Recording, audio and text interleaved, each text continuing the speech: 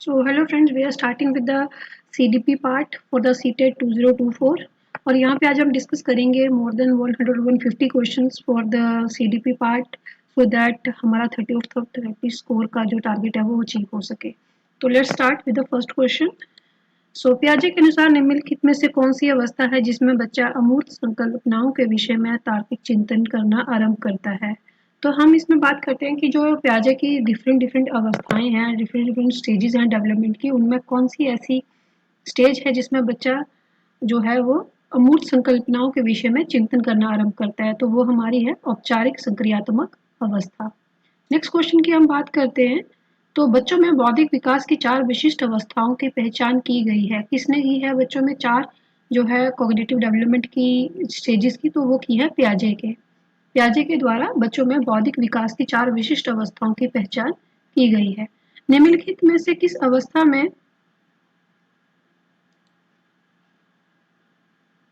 किस अवस्था में बच्चे अपने पीयर ग्रुप के साथ सक्रिय हो जाते हैं? तो अब हमें पता है कि पीयर ग्रुप है वो है एडोलेसेंस के साथ कनेक्टेड। तो बच्चे जो हैं वो एडोलेसेंस जो स्टेज में आके अपने पीयर ग्रुप के साथ बहुत ज़्यादा एक्टिव हो जाते हैं। नेक्स्ट क्वेश्चन की हम बात करते हैं यहाँ पे। तो बालकों की सोच अमूर्तता की अपेक्षा मूर्त अनुभवों एवं प्रत्ययों से होती है। ये अवस्था कौन सी है? अमूर्तता की अपेक्षा मूर्त अनुभवों से, मतलब कि जो बच्चे हैं वो एक्सपीरियंस करके चीज़ों को सीखते हैं, ना कि सुन के या समझ के।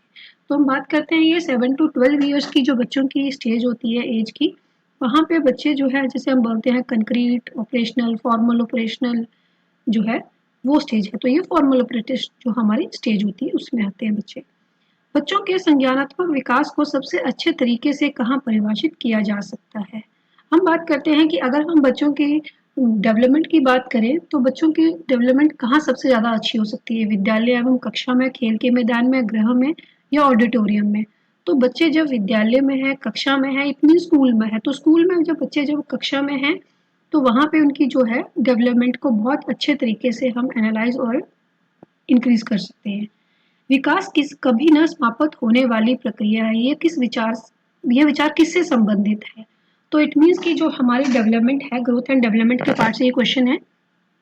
हमें पता है कि जो ग्रोथ है वो एक पर्टिकुलर स्टेज तक चलता है और डेवलपमेंट जो है वो है हमारी, हम कहते हैं कि ये कंटिन्यूस प्रोसेस है और ये फ्रॉम बॉम टू टॉप चलती है। तो विकास जो है वो निरंतरता का सिद्धांत पर संबंधित है और ये कभी ना समाप्त होने वाली प्रक्रिया है।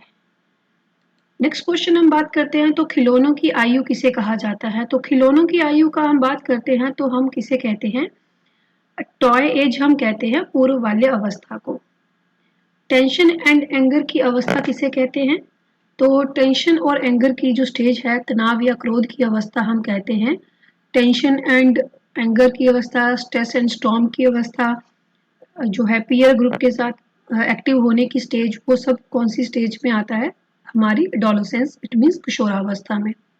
नेक्स्ट क्वेश्चन है, मूल्यांकन किया जाना चाहिए। क्यों मूल्यांकन जरूरी है हमारे लिए? अगर हम किसी भी बच्चों को जो है वो उनको जो है अगर हम असेस कर रहे हैं तो क्यों जरूरी है असेसमेंट? तो बच्चों के हमें सीखने का स्तर पता चलता है कि बच्चों को कहाँ तक रेमेडियल की जरूरत है, बच्चों ने कितना सीखा है। तो इससे हमें बच्चों के सीखने का स्तर का ज्ञान होता है। अब देखिए जो भी कोई क्वेश्चन कर रहे हैं उसमें आपको बच्चे को एज ए सेंटर पॉइंट रखना है। अब देखिए इसमें फर्स्ट जो ऑप्शन है वो क्या है? मूल्यांकन से बच्चे पढ़ेंगे। सेकंड है इससे बच्चों की उपलब्धियों का पता लगता है, बच्चों के सीखने का स्तर का पता चलता है, शिक्षक की उपलब्धियों का पता चलता है। तो देखिए शिक्षक का तो कोई पॉइंट आएगा नहीं, बिकॉज हम जब बात कर रहे हैं जो भी सीडीपी का पार्ट है, आपको ये चीज़ ध्यान रखनी है, जो भी क्वेश्चन होंगे वो एज ए सेंट्रल पॉइंट उनका होगा चाइल्ड। तो हमें बच्चों के सीखने का स्तर पता चलता है। मानसिक विकास को प्रभावित करने वाले कारक कौन से हैं? वंशानुक्रम, परिवार का वातावरण, परिवार की सामाजिक स्थिति या सभी? तो देखिए ये सब पॉइंट्स हैं जो बच्चे की मेंटल स्टेज को या मेंटल डेवलपमेंट को या मेंटल ग्रोथ को जो है वो जो है अफेक्ट कर सकते हैं। हेरिडिटी भी है, परिवार का जो फैमिली का जो इन्वायरमेंट है वो कैसा है, जो परिवार की फाइनेंशियल या स्टेज है वो कैसी है, उन सब चीज़ों पे डिपेंड करता है। नेक्स्ट हम बात करते हैं विकास में वृद्धि से तात्पर्य क्या है।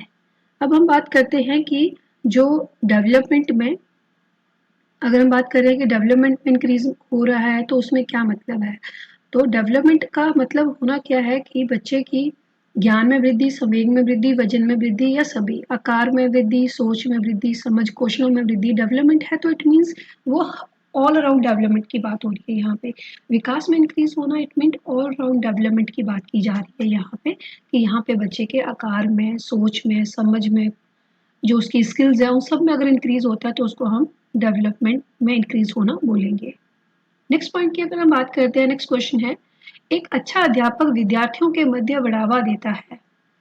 एज ए गुड टीचर आपके रोल क्या होना चाहिए? प्रतियोगिता की भावना को, सहयोग की भावना को, प्रतिद्वंद्विता की भावना को या ट्रस्टता की भावना को? तो देखिए, एज ए गुड टीचर आपको बच्चों के बीच में सहयोग की भावना को बढ़ावा देना आपका एक मेन मोटिव होना चाहिए, ना कि बच्चों के बीच में कंपटीशन को इंक्रीज करना। देखिए, अगर बच्चों में कॉपरेशन इंक्रीज होगी तो वो एक कंपटीशन को भी हेल्दी वे से लेंगे। सो बेटर है we have to increase a feeling of cooperation. Next question है, मानसिक रूप से स्वस्थ अध्यापक की विशेषता क्या है? तो वह संवेदनात्मक रूप से संतुलित है, वो इमोशनली स्टेबल है, वो वह अपने विषय का गहन ज्ञान है। देखिए, अब उसने कहा है मानसिक रूप से स्वस्थ। अगर मानसिक रूप से स्वस्थ की बात करते हैं तो हमें क्या करना है, अगर कोई इंसान या कोई भी टीचर, कोई भी इंसान अगर अत्यधिक संवेदनशील है तो भी उसके लिए वो ज़्यादा अच्छा नहीं है। वो अगर बहुत कम संवेदनशील है तो भी उसके लिए अच्छा नहीं है। वह संवेदनात्मक रूप से संतुलित है, यह जो है वो एक मानसिक रूप से स्वस्थ इंसान या अध्यापक की विशेषता है। नेक्स्ट क्वेश्चन की बात करते हैं, तो शिक्षा का अति महत्वपूर्ण उद्देश्य क्या है? आजीविका कमाना, बच्चे का सर्वांगीण विकास, पढ़ाना एवं पढ़ना एवं लिखना सीखना, बौद्धिक विकास। तो अगर हम बात करते हैं शिक्षा का अति महत्वपूर्ण उद्देश्य क्या है, बच्चे का ऑल अराउंड डेवलपमेंट। देखिए, अगर बच्चे का ऑल अराउंड डेवलपमेंट होगी तो इट मीन बच्चा पढ़ना लिखना, उसका बौद्धिक विकास, बच्चा आजीविका कमाने के लायक हो जाएगा। तो बेसिकली उसका जो है बच्चे की ऑल अराउंड डेवलपमेंट करना जो है शिक्षा का अति महत्वपूर्ण उद्देश्य है।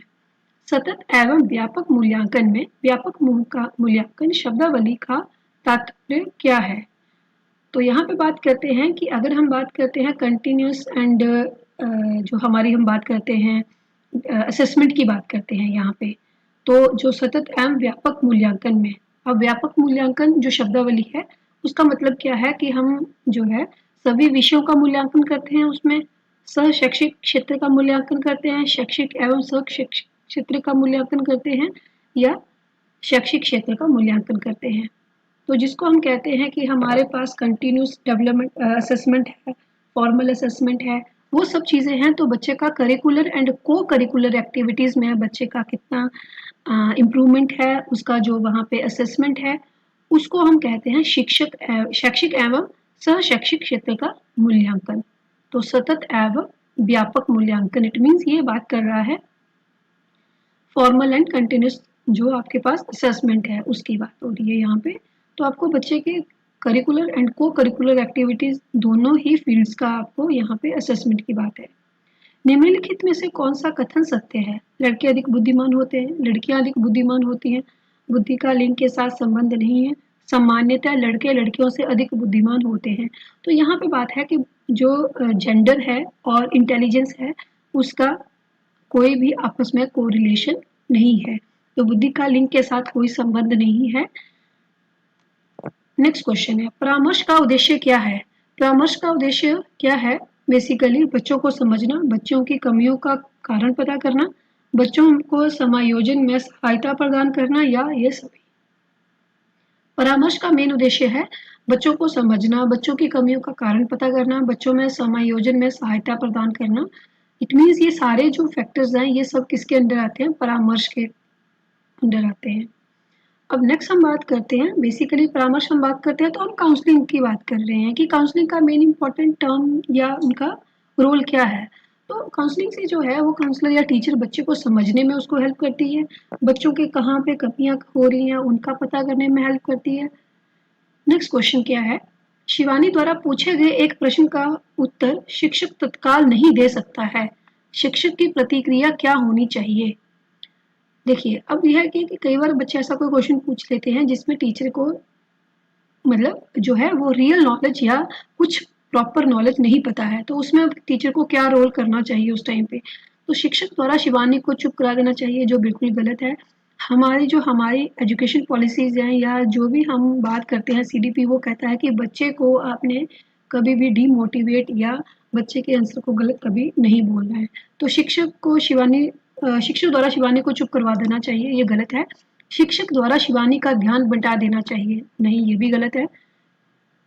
शिक्षक को कहना चाहिए मैं नहीं जानता हूँ, ये भी गलत है। बिकॉज देखिए अगर शिक्षक द्वारा इस प्रश्न का सही उत्तर बाद में समझ कर देना चाहिए, यस। तो ये है कि शिक्षक को उस प्रश्न का उत्तर बाद में समझ कर देना चाहिए, ना कि बच्चे को चुप करवाओ, बच्चे का ध्यान बटा दो या बच्चे को कह दो कि मैं नहीं जानता हूँ। नेक्स्ट क्वेश्चन है, आप अनपढ़ माता पिता के बच्चों को अंग्रेजी सिखाना चाहते हैं तो आप क्या करना चाहेंगे। आप देखिए अगर बच्चे माता पिता अनपढ़ हैं और बच्चों को हमें अगर इंग्लिश सिखानी है तो हमें क्या करना चाहिए, हम क्या कौन से ऐसे स्टेप्स हैं जिनको हम लेंगे कि बच्चे की लैंग्वेज की डेवलपमेंट हो। तो आप बच्चे से अंग्रेजी में बात करेंगे, जो बिल्कुल भी हम बात करें तो ये पॉइंट सही नहीं लगेगा हमें, क्योंकि अगर जो जिस बच्चे को अगर हम सिखाना चाह रहे हैं उसमें उससे हम इंग्लिश में बात करेंगे, वो स्कूल में तो हमसे अच्छे से बात कर लेगा बट घर जाके वो उस चीज़ को नहीं कॉप अप कर पाएगा। आप बच्चों को अंग्रेजी में बोलने के लिए बाध्य करेंगे, जो बिल्कुल गलत है। हमारी जो एजुकेशन पॉलिसी है वो कहती है कि हमें बच्चे के हिसाब से लैंग्वेज को यूज़ करना चाहिए, हम इंग्लिश को उनके ऊपर थोप नहीं सकते हैं।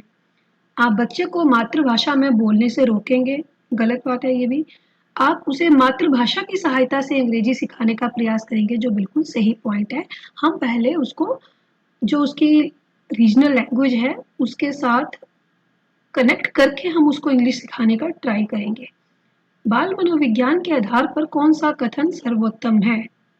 इसमें देखिए कि अब अगर हम बात करते हैं चाइल्ड साइकोलॉजी के बेसिस पे ऊपर कौन सा यहाँ पे पॉइंट है जो बिल्कुल सही है। सारे बच्चे जैसे होते हैं, नो। यहाँ पे पॉइंट आता है कि बच्चों में इंडिविजुअल डिफरेंसेस होते हैं, प्रत्येक बच्चा विशिष्ट होता है, यस। क्योंकि हर बच्चा जो है वो एक डिफरेंट कैपेबिलिटीज के साथ, डिफरेंट कैपेसिटीज के साथ और डिफरेंट स्किल्स के साथ पैदा होते हैं बच्चे। तो हर एक बच्चा विशिष्ट होता है, कुछ बच्चे विशिष्ट होते हैं नहीं, कुछ बच्चे एक जैसे होते हैं नहीं। नेक्स्ट हम बात करते हैं तो क्वेश्चन नंबर 21, बच्चों का मूल्यांकन होना चाहिए कौन से तरह का, बोर्ड परीक्षा द्वारा, सतत एवं व्यापक मूल्यांकन द्वारा, गृह परीक्षा द्वारा, लिखित एवं मौखिक परीक्षा द्वारा। अगर हम बात करते हैं सतत एवं व्यापक मूल्यांकन, तो इसमें हमारे पास हम बात करें तो रिटर्न, ओरल, इसमें सब तरीके के जो मूल्यांकन है वो कवर होते हैं। तो इसलिए सतत एवं व्यापक मूल्यांकन द्वारा बच्चों का मूल्यांकन होना चाहिए। निशुल्क एवं अनिवार्य शिक्षा का अधिकार अधिनियम के अंतर्गत बच्चे कितने वर्ष के बच्चे के लिए लागू होता है, तो ये है 6 to 14 ईयर्स। और अगर हम बात करते हैं हमारे पास अगर डिसेबल्ड बच्चे हैं तो वहाँ पे 6 to 18 ईयर्स तक का यहाँ पे उनके लिए निशुल्क एवं अनिवार्य शिक्षा का अधिकार बच्चों के पास है।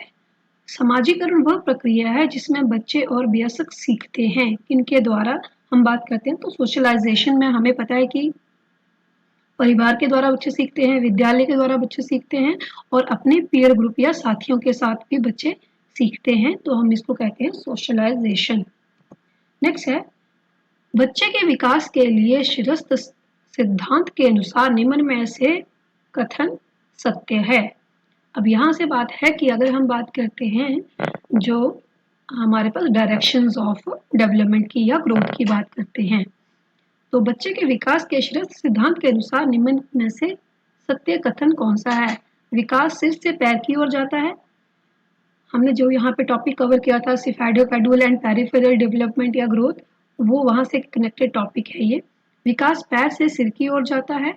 विकास मध्य भाग से परिधि की ओर जाता है, उपरोक्त में से कोई नहीं। तो शिरस्त सिद्धांत का मतलब है विकास सिर से पैर की ओर जाता है। देखिए इसका आंसर क्वेश्चन में ही बता रहा है, शिरस्त मतलब सिर से लेके मतलब किसी भी चीज के सिरे से लेके उसके स्थल तक। तो शिरस्त मतलब विकास सिर से पैर की ओर जाएगा। मानव जाति में वे कौन से व्यक्तित्व विभिन्नता के निर्धारक तत्व होते हैं जो मानव जाति की विविधता को बताते हैं। तो यहाँ पे हम बात करते हैं कि जो इंडिविजुअल डिफरेंसेस हैं या जो हमारे पास हम जिसको कहते हैं कि स्पेसिएशन है, तो वो किसकी तरह से होती है, या इंडिविजुअल डिफरेंसेस आते हैं वो क्यों आते हैं, या जो वेरिएशंस होती हैं वो क्यों होती हैं। तो वेरिएशंस जो होती हैं, स्पीशीज में वेरिएशंस होती हैं या स्पेसिएशन कहते हैं जिसे, तो वो क्यों आती है, वो आती है जेनेटिक एंड इन्वायरमेंट की कोरिलेशन से, तो या आनुवंशिकता एवं पर्यावरण की अंतःक्रिया से। नेक्स्ट क्वेश्चन है, वाइगोस्की ने बाल विकास के बारे में कहा है कि यह संस्कृति के आनुवंशिकी के कारण होता है, ये सामाजिक अंतःक्रियाओं के कारण होता है, औपचारिक शिक्षा का उत्पाद होता है, यह समावेशन एवं समायोजन का परिणाम होता है।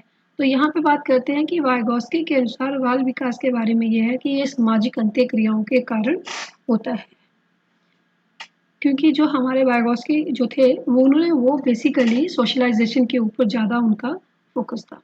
नेक्स्ट है बात, बुद्धि के संबंध में सही कथन क्या है। समायोजन करने की क्षमता का नाम बुद्धि है, सीखने की क्षमता का नाम बुद्धि है, संक्षिप्त तार्किकता की क्षमता का नाम बुद्धि है, या उपरोक्त सभी। देखिए, समायोजन, सीखना या रीजनिंग, एनालाइजिंग करना, वो सब किससे रिलेटेड है, हमारी इंटेलिजेंस या बुद्धि से। तो हम ये सारे पॉइंट्स किस में आते हैं, बुद्धि से। आधुनिक मनोविज्ञान का अर्थ क्या है, मन का अध्ययन, आत्मा, शरीर या व्यवहार का अध्ययन।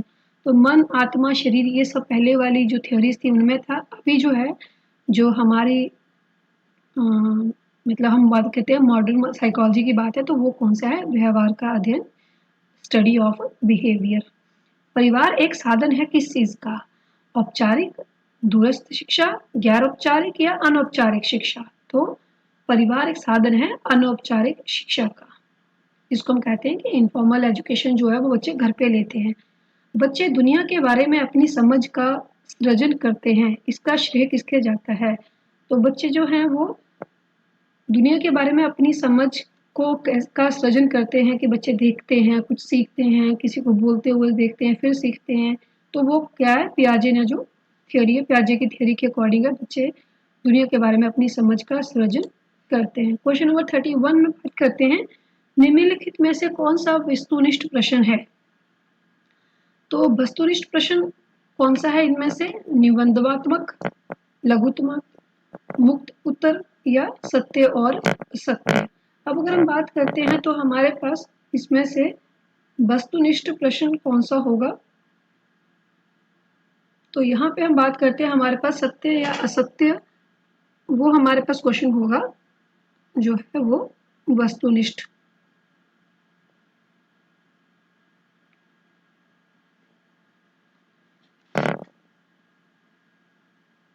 नेक्स्ट हम बात कर लेते हैं इसके बारे में।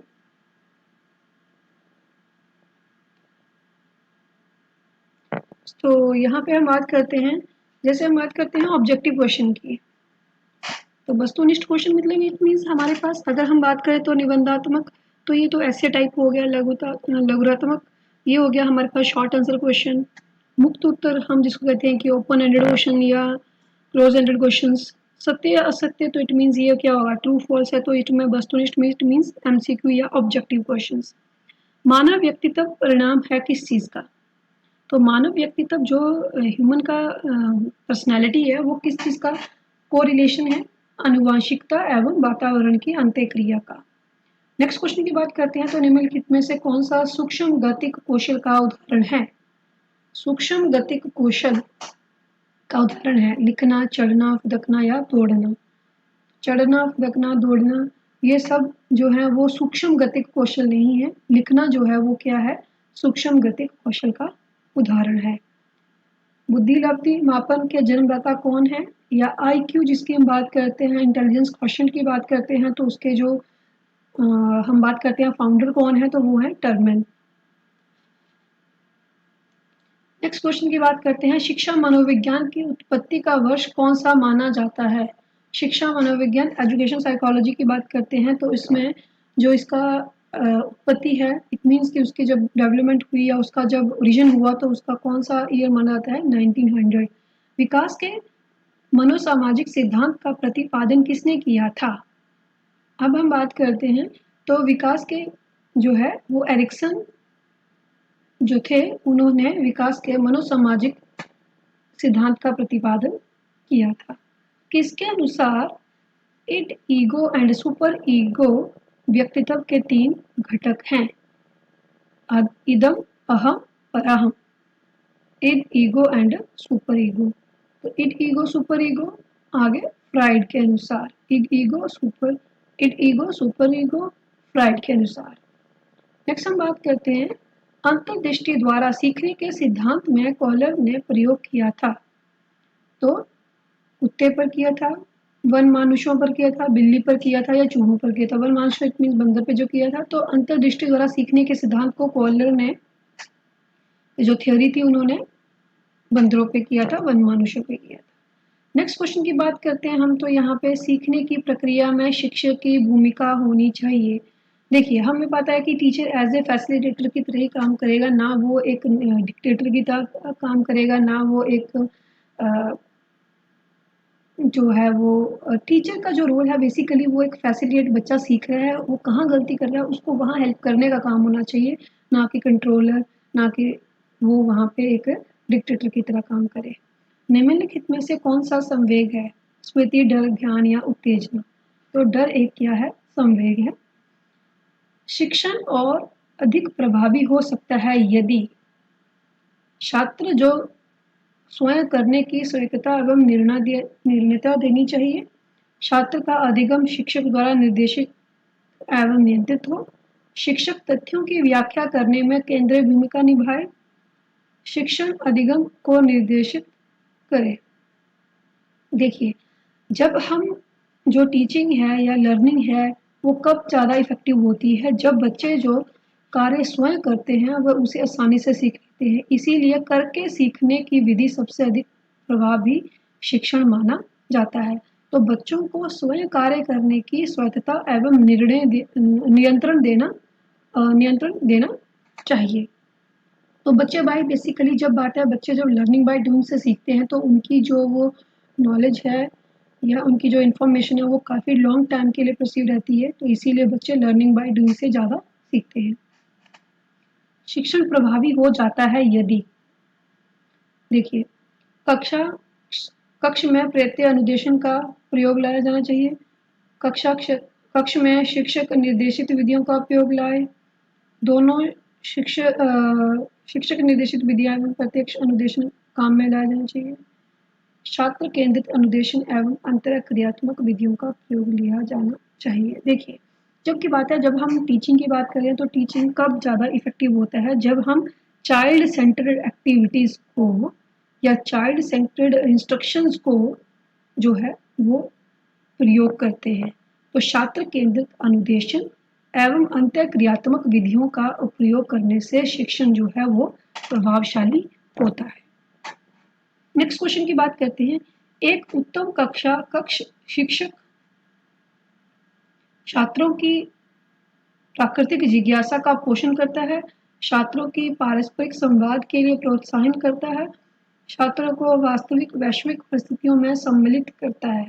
देखिए, एक उत्तम कक्ष शिक्षक छात्रों की जिज्ञासा शांत करता है बाय क्लियरिंग देयर डाउट्स, उन्हें अपने विचारों को व्यक्त करने के लिए पारस्परिक संवाद को प्रोत्साहित करता है। देखिए, जो बच्चा है, बच्चों के अगर बच्चे डिस्कशंस कर रहे हैं, अगर बच्चों को डिस्कशंस के लिए अपने पॉइंट को रखने के लिए जो टीचर उनको मोटिवेट करेगा, that is a good teacher और वो गुड क्लास होगी वो, और उनको वास्तविक वैश्विक परिस्थितियों में सम्मिलित करता है ताकि छात्र अपने ज्ञान को व्यावहारिक स्तर पर ला सकें, कि जो उन्होंने नॉलेज सीखी है वो उसको वो रियल लाइफ में एप्लीकेबल कर पाते हैं। तो it means that is a good teacher, good class. सृजनात्मकता की विशेषता है क्या? देखिए, सृजनात्मकता की विशेषता है मौलिकता, प्रभावशीलता एंड लचीलापन या रीतापन। तो बेसिकली सारे जो हैं वो मौलिकता, लचीलापन, प्रभावशीलता, ये सृजनात्मकता की विशेषताएं हैं। नेक्स्ट क्वेश्चन की बात करते हैं, सामान्य छात्रों में पठन पाठन के लिए निम्न विशिष्टताएं होती हैं। तो कौन सी विशिष्टताएं होती हैं? अधिगम की क्रियाशीलता, छात्रों में सीखने की योग्यता, स्वयं क्रिया करके नवीन अनुभवों द्वारा ज्ञान का निर्माण, या सभी। तो यहाँ पे सामान्यतः छात्रों में पठन पाठन के लिए निम्न विशेषताएं होती हैं। वो कौन सी है कि अधिगम में क्रियाशीलता होती है, छात्रों में सीखने की योग्यता होती है, स्वयं करके नवीन अनुभवों द्वारा ज्ञान का निर्माण करने की क्षमता होती है। तो ये सब विशेषताएं हैं पठन पाठन के लिए। मनोविज्ञान शिक्षा का आधारभूत विज्ञान है। ये किसने कहा है? साइकोलॉजी जो है वो एजुकेशन का बेसिक साइंस है, तो इसलिए कहा है स्किनर ने, वी एस स्किनर ने। हिंदी अक्षरों को बालक किस आयु में पहचानने लगते हैं? तो बच्चे उनको है 5 वर्ष की आयु में हिंदी के अक्षरों को पहचानने लगते हैं। नेक्स्ट बात है एलेक्सिया। एलेक्सिया क्या मतलब है? एलेक्सिया पढ़ने की क्षमता है, लिखने की, सीखने की, सुनने की। तो पढ़ने में जो बच्चे को क्षमता होगी उसको कहते हैं हम एलेक्सिया। पियाजे की औपचारिक संक्रियात्मक अवस्था किस आयु अवधि तक मानी जाती है? तो 11 से जो 15 वर्ष की आयु है, या 11 से हम 14 वर्ष की आयु जो लेते हैं, 11 से 15 वर्ष की आयु को हम लेते हैं औपचारिक संक्रियात्मक अवस्था। गर्भ में बालक को विकसित होने में कितने दिन लगते हैं? 280 डेज, जिनको हम कहते हैं बेसिकली हम एक एवरेज टाइम लेके चलते हैं 280 डेज, दैट इज जहाँ पे बच्चा विकसित होना लगता है। बहुग्रेड अध्ययन वह है जिसमें एक विद्यार्थी एक ही समय में एक से अधिक कक्षाएं उत्तीर्ण करता है, एक अध्यापक को एक समय में एक से अधिक कक्षाओं को पढ़ाना पड़ता है, कक्षावार अध्यापन का कोई अर्थ नहीं है, उपयुक्त सभी। अब देखिए, बहुग्रेड अध्यापन वह है जिसमें एक अध्यापक को एक ही समय में एक से अधिक कक्षाओं के बच्चों को पढ़ाना पड़ता है। तो वो क्या कहलाता है? बहुग्रेड अध्यापन। जिसका हम बात करते हैं कि अगर हम जो टीचर है वो 4th, 5th, 10th, 11th, 12th सबको पढ़ा रहा है, तो वो क्या कर रहा है? बहुग्रेड अध्यापन कर रहा है। शिक्षकों की भूमिका है, देखिए शिक्षकों की भूमिका क्या है? ज्ञान का संप्रेषण करना, छात्रों को अनुशासन में रखना, छात्र केंद्रित क्रिया आधारित अंतःक्रियात्मक अधिगम का सृजन करना। तो ये जो चारों पॉइंट्स हैं ये क्या है? शिक्षकों की भूमिका है कि बच्चों का जो है नॉलेज को इंक्रीज करना, नॉलेज को उनको कैसे वो उसको कंजर्व कर सकते हैं, उनको डिसिप्लिन सिखाना, बच्चों के अकॉर्डिंग एक्टिविटीज़ को प्लान करना, ये सब है टीचर का रोल। प्रोफेसर जीन पियाजे के अनुसार 0 से 14 वर्ष आयु वर्ग के बालक का मानसिक विकास 4 अवस्थाओं में होता है। इसमें से 7 to 14 वर्ष आयु वर्ग के विकास की अवस्था को क्या कहलाता है? अब देखिए यहाँ पे जीन पियाजे द्वारा जो अवस्थाएं दी गई हैं उनमें संवेदनात्मक, पूर्व संकाय, मूर्त संकाय एंड औपचारिक संकाय, तो ये अवस्थाएं हैं। अब हम बात करते हैं यहाँ पे, तो जीन पियाजे द्वारा दी गई अवस्थाएं किस प्रकार से हैं? 4 अवस्थाएं हैं। तो संवेदनात्मक जो है वो हम जिसको कहते हैं सेंसरी, देन हम जिसके बात करते हैं पूर्व संकार, नेक्स्ट हम बात करते हैं तो मूर्त संकाय एंड देन औपचारिक अवस्था। तो यहाँ पे हम अगर जो पियाजे की थ्योरी है उसको अगर हम यहाँ पे डिस्कस कर लें, मैं पियाजे की थ्योरी को साथ में ही थोड़ा सा डिस्कस कर देती हूँ आपके लिए, तो इससे आपको थोड़ा और इजी हो जाएगा। तो जो पियाजे की थ्योरी थी बेसिकली उन्होंने क्या कहा है, तो कॉग्निटिव डेवलपमेंट की थ्योरी थी, इंटेलेक्चुअल डेवलपमेंट की थ्योरी कहती है चाइल्ड यहाँ पे एज ए एक्टिव कंस्ट्रक्टर होता है, बच्चे को जो है वो लिटिल साइंटिस्ट कहा जाता है इसमें। अब यहाँ पे वो बात करते हैं कि स्कीमा की बात करेंगे, मेंटल स्ट्रक्चर की, एग्जिस्टेंस ऑफ प्रीवियस नॉलेज की बात करेंगे। यहाँ पे उन्होंने कहा है कि जो यहाँ पे जो स्टेजेस हैं उनमें क्या क्या होता है, उनमें मैचुरेशन आती है, एक्सपीरियंस है, सोशल इंटरेक्शन है एंड इक्विलिब्रेशन है।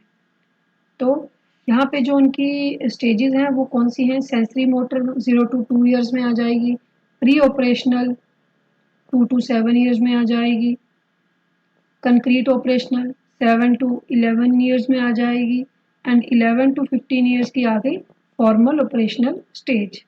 तो जो हमारे पास 7 to 14 की बात करते हैं तो इट मीन्स यहाँ पे कंक्रीट एंड फॉर्मल ऑपरेशन दोनों को मिला के बात कर रहे हैं। तो दोनों को मिला के बात कर रहे हैं हम, तो यहाँ पे हमारे पास आ जाएगी, यहाँ पे जो स्टेज होगी वो 7 to 14, यहाँ पे 7 to 11 अगर हम बात करते हैं तो यहाँ पे कंक्रीट ऑपरेशनल 7 to 11 और formal operation 11 to 15। Next question है, एक अध्यापक के रूप में आप उन विद्यार्थियों को किस प्रकार निपटेंगे जो कक्षा की पिछली सीटों पर बैठकर आपस में बातें कर सकते हैं या कर रहे होते हैं। तो बेसिकली ये हर क्लास में होता है जहाँ पीछे बच्चे कुछ लास्ट बेंचेस पे बैठ के बातें कर रहे होते हैं। तो आपको उनको टैकल करने का एज ए टीचर क्या रोल है, क्या करेंगे आप। तो देखिए, उनकी अपेक्षा करके नहीं, उन्हें चुप रहने के लिए कहेंगे अथवा कक्षा से बाहर जाने को कहेंगे। या एज अब जो है ना हमारी जो पॉलिसी एजुकेशन उसमें कहा है कि बच्चों को अब क्लास से बाहर नहीं कर सकते हैं। उन्हें कक्षा से बाहर कर देंगे, कोई मतलब नहीं बनता क्योंकि बच्चे का लॉस होगा स्टडी का। नेक्स्ट है, उनसे पूछेंगे कि वो ध्यान क्यों नहीं दे रहे हैं। तो देखिए, कक्षा में पिछली सीट पर बैठे छात्रों द्वारा बात करना शिक्षक के शिक्षण कार्य में व्यवधान पड़ता है और साथ ही अन्य छात्रों के लिए अवरोध का कार्य करता है। इसलिए एक अध्यापक के रोल में आपका जो रिस्पॉन्सिबिलिटी है, आपका जो रोल है, वो आप ये उनसे पूछेंगे कि वो उनको कहाँ प्रॉब्लम आ रही है, वो क्यों ध्यान नहीं दे रहे हैं, क्यों उनका इंटरेस्ट नहीं हो रहा है। नेक्स्ट क्वेश्चन की बात करते हैं हम, तो एक बालक के व्यक्तित्व के मापन की सवाए वस्तुनिष्ठ विधि है। परीक्षेपी प्रश्नावली, साक्षात्कार, समाजमितीय विधि। तो देखिए, जो हम बात करते हैं कि हमने अगर बच्चे के पर्सनालिटी को डेवलप मतलब जो है वो मेजर करना है तो कौन सी विधि है, सवाए वस्तुनिष्ठ विधि। तो बालक के व्यक्तित्व मापन की सर्वाधिक वस्तुनिष्ठ विधि है परिक्षेपी विधि। भारत में शिक्षा प्रणाली क्या करती है, छात्रों को जीवन के लिए तैयार करती है, छात्रों को रोजगार के लिए तैयार करती है, व्यावसायिक विषयों के लिए तैयार करती है या परीक्षा के लिए तैयार करती है। तो बेसिकली जो हमारी जो एजुकेशन है, जो हमारी अगर हम नई एजुकेशन पॉलिसी को अप्लाई करते हैं तो बच्चों को जीवन के लिए तैयार करने में बेसिकली ज़्यादा उनका रोल है। बट अभी तक जो हम करते आए हैं वो वहाँ पे बच्चों को क्या करते हैं, वो रोजगार के लिए तैयार करना है। देखिए, कल्पना जगत में विचरण होता है, कौन सी जो स्टेज है जहाँ पे बच्चे जो है अपने इमेजिनेटिव वर्ल्ड में रहते हैं। देखिए, बच्चे जो हैं वो अपनी जब सेंसरी स्टेज या शैशवावस्था में होते हैं, इन्फेंसी स्टेज में होते हैं, तब भी बच्चे अपने इमेजिनरी वर्ल्ड में रहते हैं। और जब बच्चे एडोलेसेंस स्टेज में होते हैं तब भी उनका वो डे ड्रीमिंग का जो कंसेप्ट है वो चलता रहता है, उनकी जो इमेजिनरी वर्ल्ड है वो उसमें रहते हैं। नेक्स्ट हम बात करते हैं, बालक मुख्य रंगों की पहचान कर लेता है कब तक, 5 वर्ष की आयु तक। देखिए, जो अगर हम बात करें, यहाँ पे हम गिफ्टेड बच्चों की बात नहीं कर रहे हैं, हम टोटल बच्चों की बात कर रहे हैं कि अगर इस एज तक के बच्चे हैं तो वो रंगों की पहचान कर पाते हैं या नहीं।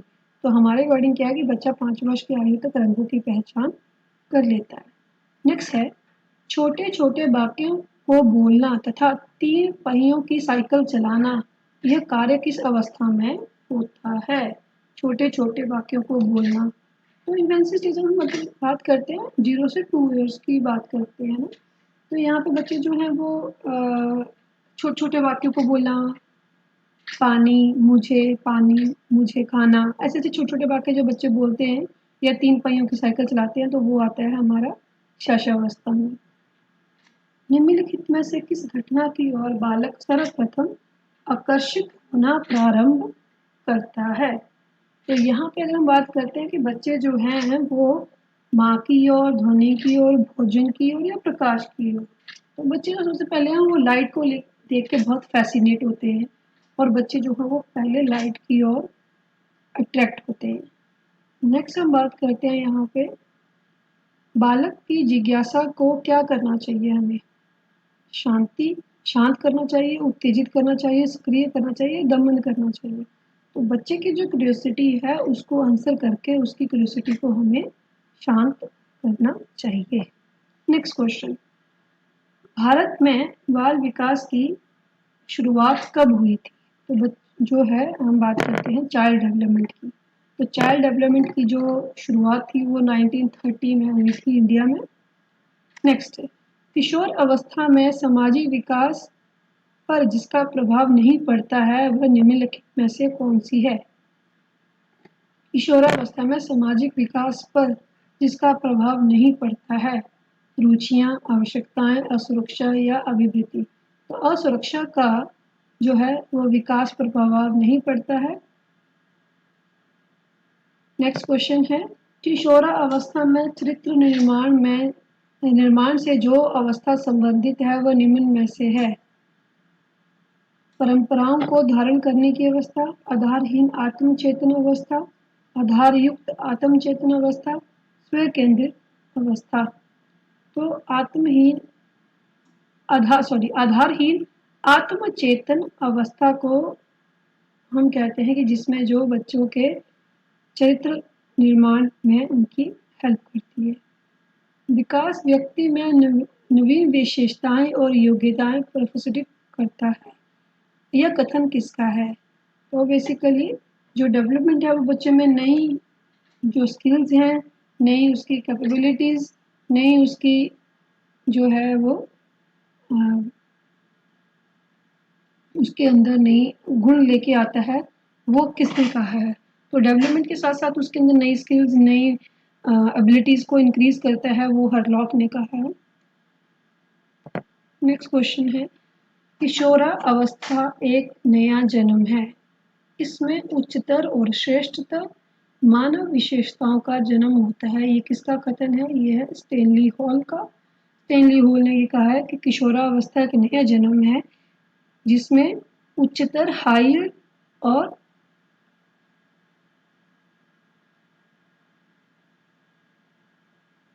जो है मतलब हायर और एक बहुत अच्छी जो है उनके अंदर गुण जो है डेवलप होते हैं।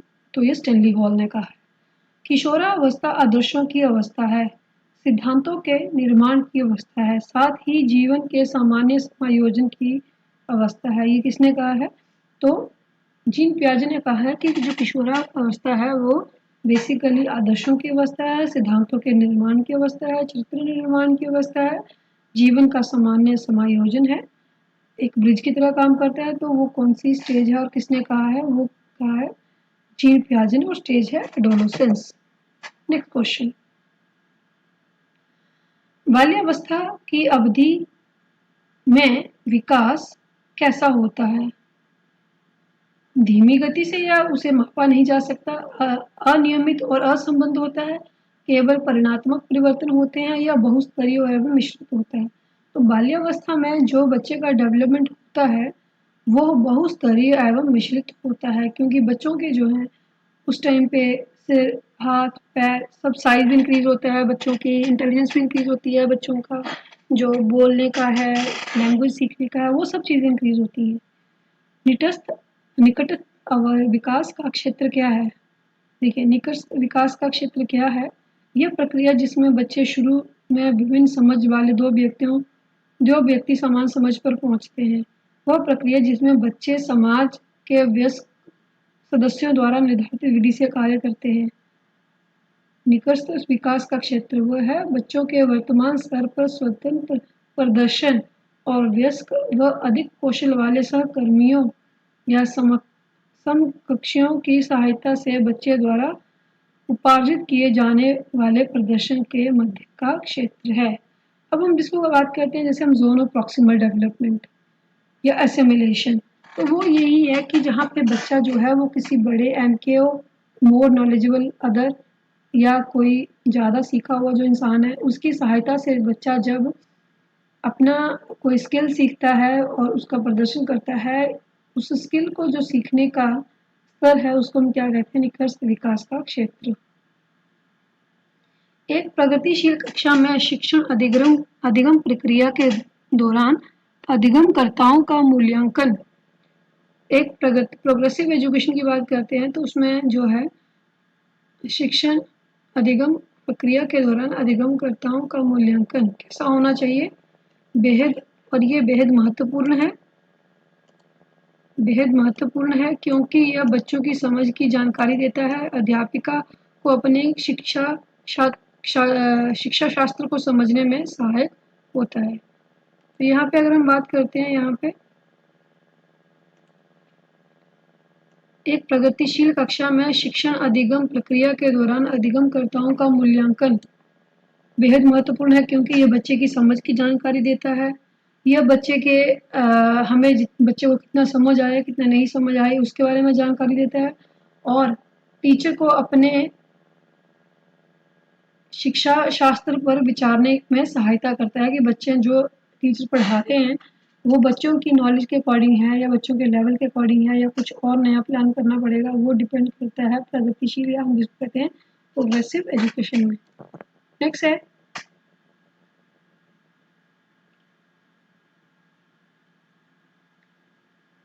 इस मनोविज्ञानी के द्वारा या किस मनोविज्ञानी के अनुसार बच्चों में संज्ञानात्मक विकास में सांस्कृतिक उपकरण एक महत्वपूर्ण भूमिका निभाते हैं। तो लेव वाइगोस्की के अकॉर्डिंग है कि यहाँ पे जो है, लेव वाइगोस्की का वैसे भी थ्योरी क्या थी, socialization, language development and culture, जो है इनके थ्रू बच्चा जो है वो सीखता है। तो वो बहुत ज़्यादा इम्पोर्टेंस देते हैं कल्चर को, सोशलाइजेशन को, लैंग्वेज को। नेक्स्ट हम बात कर लेते हैं सीखने के वक्त अभ्यास द्वारा सीखने की मात्रा, गति और प्रगति की सीमा को ग्राफ को प्रदर्शित करते हैं। यह कथन किसका है? सीखने का वक्र अभ्यास द्वारा सीखने की मात्रा, गति और प्रगति की सीमा को ग्राफ पर प्रदर्शित करते हैं। यह कथन किसका है?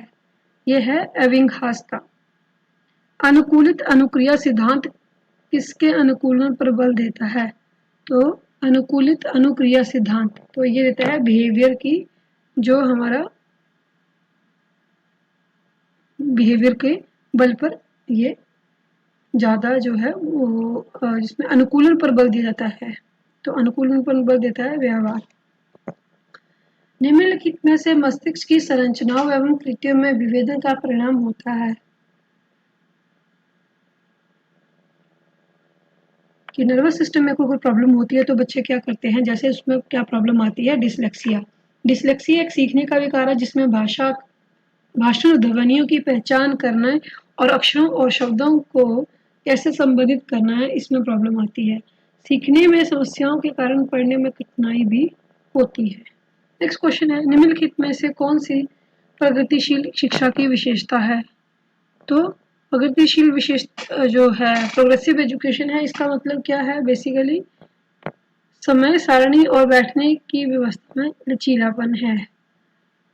देखिए यहाँ पे बात करते हैं हमें, तो प्रोग्रेसिव एजुकेशन में क्या है कि जो simple traditional system of education की बात करते हैं, तो यहाँ पे जो है वो जिसका सिलेबस खत्म हो चुका है,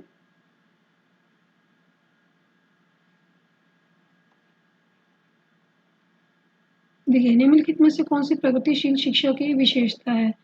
तो केवल प्रस्तावित पाठ्य पुस्तकों पर आधारित अनुदेश, परीक्षाओं में अच्छे अंक प्राप्त करने पर बल, बार बार ली जाने वाली परीक्षाएं, इसमें सारणी और बैठने की व्यवस्था में लचीलापन। तो देखिए जो प्रोग्रेसिव एजुकेशन है, प्रोग्रेसिव एजुकेशन में ये कहता है कि हमारे पास हम सिर्फ जो है कि वो सिलेबस अगर खत्म हो चुका है या सिलेबस पे ही हम जो है बच्चों को इंस्ट्रक्शंस देंगे, वो पॉसिबल मतलब नहीं है। प्रोग्रेसिव एजुकेशन का मतलब है कि बच्चों को जो है जो चीज़ में बच्चे थोड़ा प्रॉब्लम फेस कर रहे हैं उस पर हम ज़्यादा अगर ध्यान देंगे। तो एक प्रोग्रेसिव एजुकेशन है कि जिसका सिलेबस खत्म हो चुका है, अगर लेट्स सपोज किसी दूसरे टीचर को टाइम की ज़रूरत पड़ती है तो उसमें थोड़ा सा हम जो है वो उसको अपने हिसाब से मोल्ड कर सकें। तो परीक्षाओं में अच्छे अंक प्राप्त करने पर बल नहीं, बार बार ली जाने वाली परीक्षाएं नहीं, समय सारणी और बैठने की व्यवस्था में लचीलापन जो है वो प्रगतिशील या प्रोग्रेसिव एजुकेशन की बात करते हैं। तो प्रतिभाशाली शिक्षार्थी हैं कौन से होंगे? जिनकी कन्वर्जेंट थिंकिंग है, डाइवर्जेंट थिंकिंग है, या बहुमुखी है या बहुत प्रश्न है। तो अब सारे चिंतक वाले जो बच्चे होंगे वो कौन से होंगे? प्रतिभाशाली शिक्षार्थी जो है वो एक चीज़, कोई भी प्रॉब्लम है तो उसको बहुत सारे वेज से सोचेंगे, उसके बारे में क्रिएटिव होंगे, वो होंगे इंटेलिजेंट बच्चे। निकष विकास का क्षेत्र क्या है? अब देखिए निकट विकास का क्षेत्र है जिसको हम कहते हैं zone of proximal development, assimilation.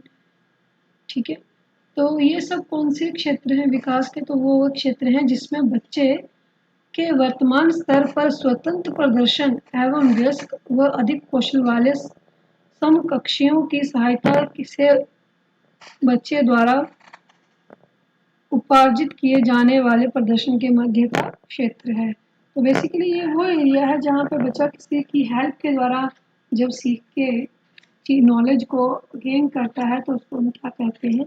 निकटता विकास का क्षेत्र। एक प्रगतिशील कक्षा में शिक्षण अधिगम प्रक्रिया के दौरान अधिगमकर्ताओं का मूल्यांकन।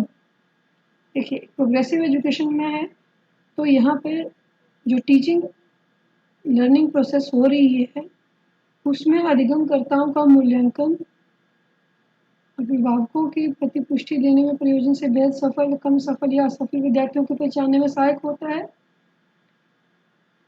बेहद महत्वपूर्ण है क्योंकि ये बच्चों की समझ की जानकारी देता है और अध्यापिका को अपने शिक्षा शास्त्र पर विचारने का सहायक होता है। बच्चों के अधिगम में सहायक नहीं है, बच्चों के अधिगम प्रक्रिया में रुकावट उत्पन्न करता है। यहाँ पे हम बात करते हैं तो यहाँ पे जब सिंपल सी बात है कि यहाँ पे बच्चों की अगर हम असेसमेंट कर रहे हैं, चाहे हम फॉर्मल कर रहे हैं या हम समेटिव असेसमेंट कर रहे हैं या हम कंटिन्यूस असेसमेंट कर रहे हैं, तो वो किस में हेल्प करती है? हमें ये बताने में हेल्प करती है कि बच्चे को कहाँ पे डाउट आ रहा है, बच्चे को कहाँ पे प्रॉब्लम है, बच्चों को कितना समझ आया है। और अगर हम उसी टॉपिक को फिर से पढ़ा रहे हैं तो हमें अपनी जो हमारी एक्टिविटीज़ हैं या हमारा जो टोन है क्लास में या हमारी जो क्लास में पढ़ाने का तरीका है वो हमें बच्चों के अकॉर्डिंग थोड़ा सा चेंज करना पड़ेगा। Which principle of development suggests that different body system grow at different? अब यहाँ पे बात करते हैं कि विकास का कौन सा सिद्धांत बताता है कि शरीर के विभिन्न तंत्र अलग अलग दरों पर विकसित होते हैं। तो विकास का कौन सा सिद्धांत है? ये है। अगर हम बात करते हैं तो विकास का ये प्रणालियों की स्वतंत्रता का सिद्धांत जो बताता है कि शरीर की विभिन्न तंत्र अलग अलग दरों पर विकसित होते हैं।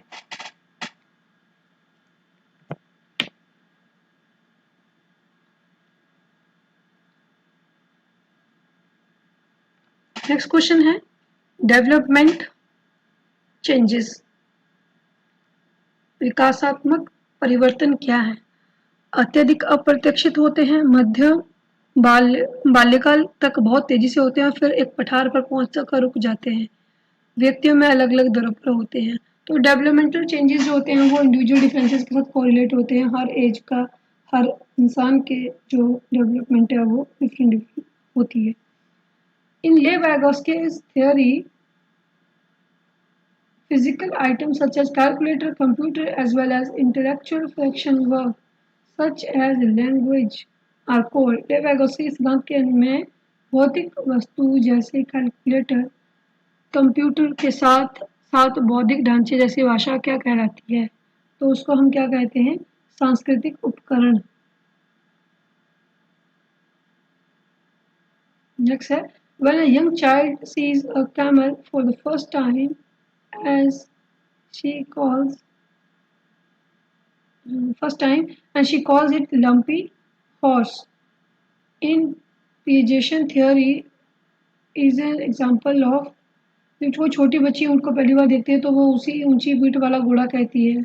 पियाजे के अनुसार ये किसका उदाहरण है? ये उदाहरण है समावेशन का।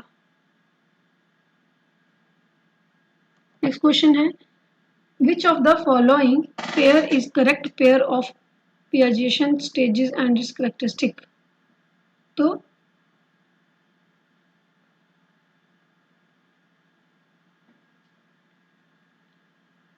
चरण अमूर्त संक्रियात्मक अवस्था, विशेषता परिकल्पनात्मक निगमात्मक सोच। चरण दूसरा है संवेदी चालक अवस्था, विशेषता प्रतीकात्मक अवस्था। चरण 3 जो है पूर्व संक्रियात्मक अवस्था, विशेषता संरक्षण।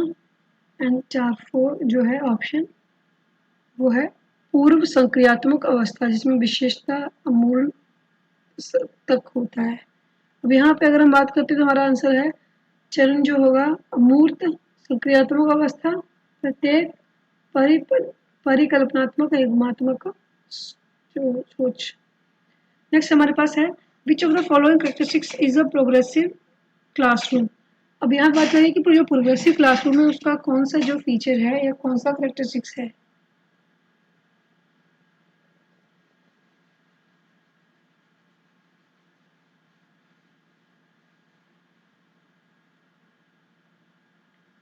सामग्री केवल प्रदर्शन के लिए होती है, बैठने की व्यवस्था तय है, औपचारिक परीक्षा के माध्यम से वर्ष के अंत में बच्चों का मूल्यांकन किया जाता है।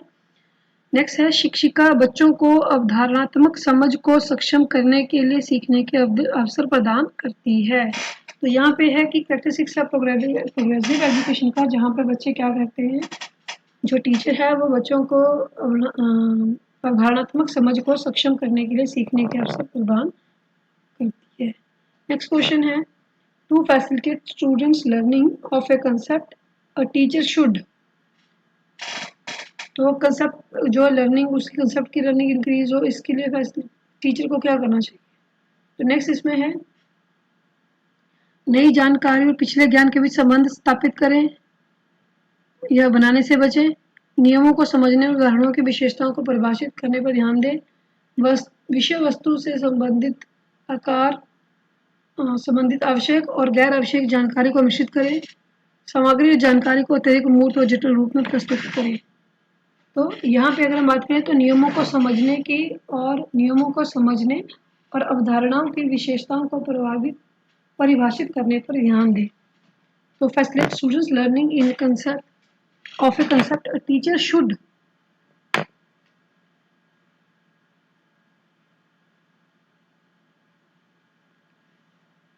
Next question, moral reasoning is based on the understanding of ideal reciprocity, the golden rule in which the individual wants to maintain the approval of others, at which stage in Kohlberg's theory of moral development। नैतिक तर्क आदर्श पारस्परिकता की समझ पर आधारित है। स्वर्णिम नियम जिसमें व्यक्ति कोलबर्ग के नैतिक विकास के सिद्धांत में किस स्तर पर दूसरों की स्वीकृति बनाए रखना चाहते हैं। तो ये है सजा और आज्ञाकारिता, विधिविन्यास, सामाजिक अनुबंध, अभिविन्यास, सार्वभौमिक नैतिक सिद्धांत, अभिविन्यास, अच्छा लड़का लड़की विन्यास। तो यहाँ पे अगर हम बात करते हैं कि moral reasoning is based on the understanding of ideal reciprocity, the golden rule in which individual wants to maintain approval of others, at which stage in Kohlberg's theory of development। तो यहाँ पे हमारे पास आंसर आ जाएगा जो है अच्छा लड़का या अच्छी लड़की की अभिविन्यास।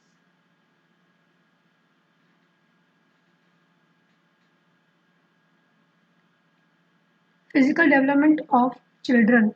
तो यहाँ पे बच्चों के शारीरिक विकास की अगर हम बात करते हैं तो यहाँ पे किसमें होगा, एक व्यक्ति और एक व्यवस्थित और अनुक्रमिक तरीके से होती है, लेकिन अलग अलग बच्चों के विकास की दर अलग अलग होती है।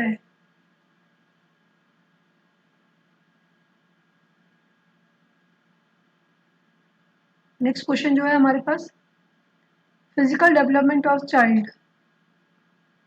फिजिकल डेवलपमेंट ऑफ चाइल्ड में सिर्फ मात्रात्मक परिवर्तन होते हैं, केवल गुणात्मक परिवर्तन होते हैं कि सटीकता से विकासात्मक परिवर्तनों से तुलना करने पर भविष्यवाणी की जा सकती है।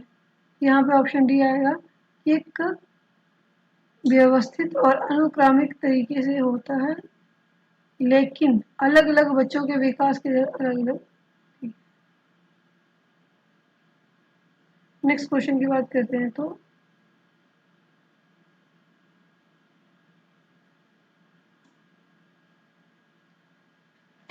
a teacher wants to facilitate comprehension skills among her students. Which of the following should be avoided by her for this purpose? एक शिक्षिका अपने विद्यार्थियों में बोध कौशल को सुसाध्य करने चाहती है और इस उद्देश्य के लिए उसे निम्नलिखित में से किससे बचना चाहिए? संकल्पना मानचित्र, संदर्भहीनता, रूपरेखीकरण, सारांशीकरण। तो उसको बचना चाहिए यहाँ पे संदर्भहीनता।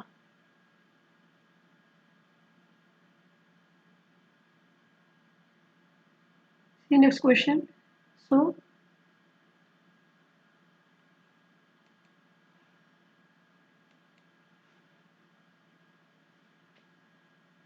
विच of the following factor is not responsible for students failure in academic. कौन इसमें से कौन सा कारक जो है अकेडमिक जो उसका जो बच्चे की हम बात करते हैं कि बच्चे का परफॉर्मेंस जो है विद्यार्थियों की सफलता के लिए जिम्मेवार नहीं है। तो इसमें से कौन सा जिम्मेवार नहीं है? वो है जो स्ट्रेस से बच्चा जो है वो उसकी एजुकेशन पे डिपेंड फर्क पड़ता है। बच्चों को अगर चीज़ें नहीं समझ आ रही हैं तो उससे भी फर्क पड़ेगा। अगर बच्चा क्यूरियस है तो वो उसकी जो फेलियर उसको नहीं कर सकता कि बच्चा फेल हो जाए अगर बच्चा क्यूरियस है तो। While teaching a concept, the teacher is giving an example that has the most important core features of the category associated with that concept, such as such an example is called। एक संप्रत्य को पढ़ाते समय एक शिक्षक एक ऐसा उदाहरण दिया है जिसमें उस संप्रत्य से जुड़ी श्रेणी की सबसे महत्वपूर्ण मूल विशेषता है। ऐसे उदाहरण को हम क्या कहते हैं? ऐसे उदाहरण को हम कहते हैं आद्य रूप। By encouraging students to reflect on their cognitive ability to reach specified goal, a teacher is facilitating the development of। तो एक निर्दिष्ट लक्ष्य तक पहुंचने के लिए विद्यार्थियों को उनकी संज्ञानात्मक क्षमताओं पर चिंतन करने के लिए प्रोत्साहित करके एक शिक्षक निम्नलिखित के किस के विकास को सुगम बना रहा है? तो वो बना रहा है अधिक संज्ञा के विकास को वो जो है वो सुगम बना रहा है, क्योंकि घोषणात्मक नहीं कह सकते हैं, प्रतिक्रियात्मक। अगर बच्चा पहले लर्न करेगा तभी वो क्या करेगा? प्रतिक्रिया करेगा। झटका याद करना क्रैमिंग तो हम पहले ही अलाउ न्यू जो है वो cramming is not a good practice. Next question की बात कर लेते हैं। तो यहाँ पे नेक्स्ट क्वेश्चन है, अमित को गणित से भय लगता है क्योंकि वह गणित की अवधारणाओं को समझ नहीं पा रहा है। गणित के शिक्षक द्वारा अमित के लिए गणित को रोचक बनाने के लिए क्या सही कदम उठाया जाना चाहिए? तो देखिए यहाँ पे टीचर को अगर बच्चे को किसी सब्जेक्ट में प्रॉब्लम आ रही है या इंटरेस्ट नहीं बन रहा है तो टीचर को बच्चे के अकॉर्डिंग जो है वो एक्टिविटीज प्लान करनी चाहिए कि बच्चा जो है उस टॉपिक को या उस सब्जेक्ट को सीखना शुरू करे। राष्ट्रीय पाठ्यक्रम रूपरेखा 2005 एनसीएफ 2005 का विचार है कि विद्यालय में गणित उस स्थिति में होता है जहां पर छात्र प्रश्नों का हल पेपर पेंसिल तकनीक से करने में सक्षम होते हैं। सूत्रों और कार्य विधियों पर ध्यान केंद्रित करते हुए छात्र गणित पढ़ रहे होते हैं। छात्र गणित को अपने जीवन के अनुभवों के भाग जैसा देखते हैं तथा अर्थपूर्ण प्रश्नों को प्रस्तुत और हल करते हैं। गणित की परीक्षा में छात्र सफलतापूर्वक प्रदर्शन करते हैं। तो वहाँ पे क्या होता है कि हम जिसको कहते हैं छात्र गणित को अपने जीवन के अनुभवों के साथ देखते हैं तथा अर्थपूर्ण प्रश्नों को प्रस्तुत करने और हल करते हैं, क्योंकि अगर जितना हम उनको अगर डेली लाइफ के साथ कोरिलेट करके बच्चों को पढ़ाएंगे बच्चे उतनी जल्दी चीज़ों को सीखेंगे। राष्ट्रीय पाठ्यचर्या रूपरेखा 2005 बल देता है कि स्कूल गणित गतिविधि आधारित हो। ऐसा है क्योंकि ये विद्यार्थियों को आजीविका कमाने में के कौशल के विकास में सहायता करता है। ये विद्यार्थियों को गणित में अर्थपूर्ण समस्याओं को हल करने और सुलझाने में प्रोत्साहित करता है। तो बेसिकली ये है कि बच्चों को जो है अर्थपूर्ण समस्याओं को हल करने या सुलझाने में प्रोत्साहित करता है। तो इसीलिए जो गणित है वो गतिविधि आधारित होना चाहिए। नेक्स्ट क्वेश्चन की बात कर लेते हैं। तो अधिकांश बालक अपनी मातृभाषा सीख लेते हैं। Most children learn their native language कौन सी एज तक? तो वो एज ऑफ द 4 ईयर्स, 4 वर्ष के अभी तक बच्चे अपनी नेटिव लैंग्वेज सीख लेते हैं। बच्चे का सामाजिक विकास वास्तव वास्तव में प्रारंभ होता है कब? बच्चे की सोशल डेवलपमेंट जो है वो स्टार्ट होती है तो वो होती है इन्फेंसी स्टेज में सोशल डेवलपमेंट।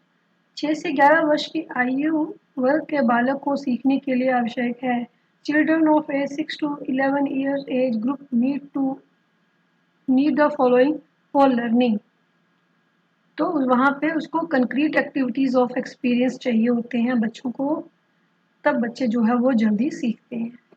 नेक्स्ट क्वेश्चन की बात करते हैं हम यहाँ पे। तो निम्न में से विकास का कौन सा सिद्धांत गलत है? विच of the following principle of development is incorrect? There are individual differences in development. Yes. Development is a result of coincidences. No. It is a continuous process. Yes. It is predictable. Yes.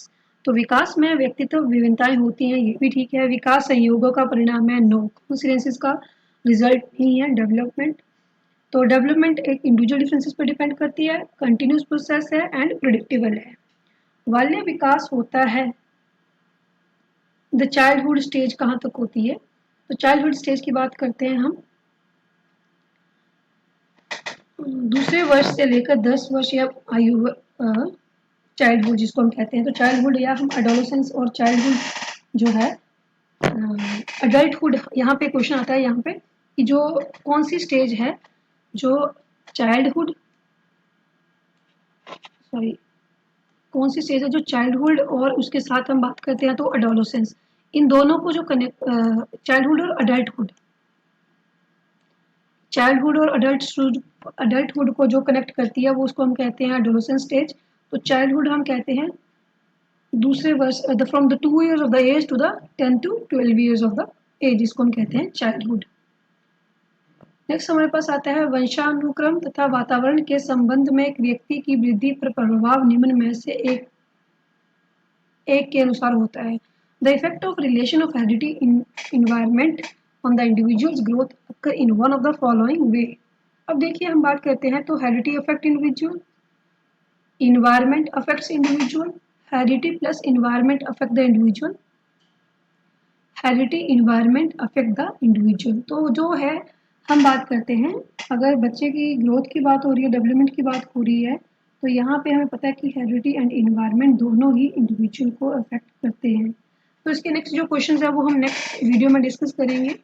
So thank you very much.